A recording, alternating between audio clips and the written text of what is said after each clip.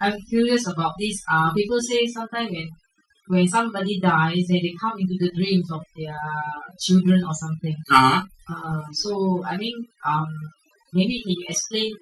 This is the real, or is it just because the children think about the parents too much? They thought that they dream about. So you want to know if people die, come into children's dreams? Yeah. Okay, that's very simple.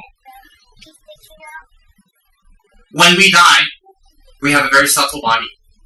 The body moves at the speed of thought, not light, thought. Meaning, when we're dead and we left our body, if we think, hey, I want to be at 7-Eleven Los Angeles on this street, I'm there. You don't travel there, you don't fly through the clouds, you're instantly there. In Bardo means in between death and rebirth. That period, you have a very subtle body. Very, very subtle, alright? Your subtle mind is active. You don't have any gross mind working. And that mind travels at the speed of thought. Why? Right now, you can travel at the speed of thought. If I say be there, be at your home, you're there already. Your mind's there. You know what's happening, you know what's going on. You're there.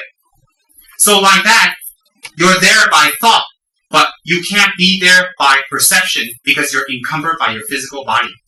When your physical body dissolves, you can be there instantly because it's mind traveling, it's not body. So therefore, there are cases, genuine, where people who have passed, they hate us or they love us, they can appear to us in dreams or actually appear to us during that time. If they appear to us after 49 days, it can be a illusion on our side, or it can be that that person took rebirth as a spirit. So 50-50, meaning it is possible, but it isn't 100% that. And having revelations from our dead relatives or people we love telling us things may be accurate and not accurate. Because what are they motivated by? We're not sure. Alright? So, if in life they were very loving to us, it's not necessarily in death they're very loving to us. Why? Maybe you and this lady here in your previous life were loving sisters and you love each other, everything's fabulous. But this life you don't feel that.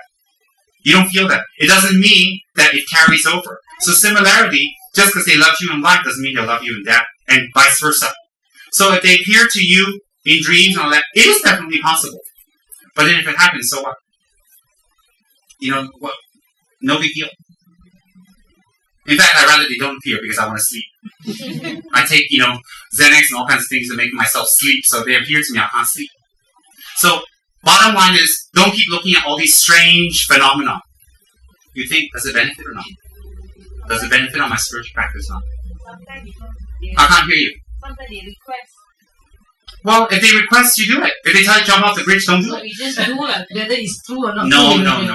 You just don't do it. If they tell you to jump off the bridge, you don't do it. So what I mean is that they request like certain prayer or something. Yeah, you can do that because prayer is positive whether they're alive or dead.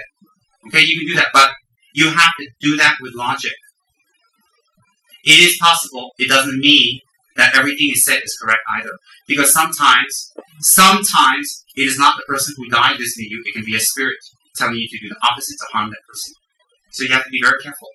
Very, very careful. Because in Greek, 9-10 years back, I was there and I encountered a situation where an auntie passed away and kept taking trance of a niece. And this young lady didn't have just dreams. Her aunt actually took trance of her and talked. And everybody was like, oh my god, that's auntie. And it sounds like, it looks like her habits, everything, her movement, and her voice changed, she was swollen. And when she came out of trance, she just collapsed. And auntie kept coming back and kept coming back and kept coming back. And auntie was telling everybody, I'm suffering. I'm not happy. I'm not happy, I'm suffering. Help me. Help me. Every time she would take trance, she would say, I'm happy. I'm suffering. I'm unhappy. I'm suffering. Help me, help me, help me. All the time. And this girl kept getting it. So they came to see me for divination, consultation. So when I did divination, it turned out to be a spirit. It wasn't the auntie, it was a spirit. It was a spirit deceiving them. Making them do things because they had the opportunity to do so. Why? The nature of some spirits are very evil. Just like people, there are good people, there are bad people. Some people take you for a ride, spirits are the same. So it was a spirit actually taking trance, faking it. But it wasn't the person. So we did some prayers, and the girl actually healed herself. I gave her some prayers to do. I gave her some practices and meditation to do. It stopped. Completely stopped. And then in the same night, because I was there for a month, there was a few cases. There was another case where there's a certain part of a road, and a poor little boy was run over by a lorry on his bike. Very sad. Very, very sad. About 9, 10 years old, something like that. He was run over by a lorry, and after he was run over, people kept seeing him riding his bike up and down. So when they came to consult me when I did divination, it wasn't the spirit, it was a little boy. It was actually him. Sad, lost. So I recommend some prayers for the family to do some offerings to be done by monks and all that stuff. And I didn't hear anything after that, which I think is a good sign. So there are cases like that. But you have to take it, check it carefully. Listen to people, check for symptoms, check for what's going on. And just because they said so, don't simply believe. Why? Why? It is possible. Even if it is possible, so what? We know there's a next life. We know we're going to take rebirth. We know we're going to die. We know our mind exists. So what? I have many cases like that because of what I do. Many cases in Singapore, many cases all over that. Share with you guys another time. I think you might find it interesting. True Tibetan ghost stories. I'm sure you guys plenty of those. Some are just outright hoaxes. I tell them, get out. These aren't out here. Get out. That's a take down. Rinpoche, are these spirits from the hungry ghost realm?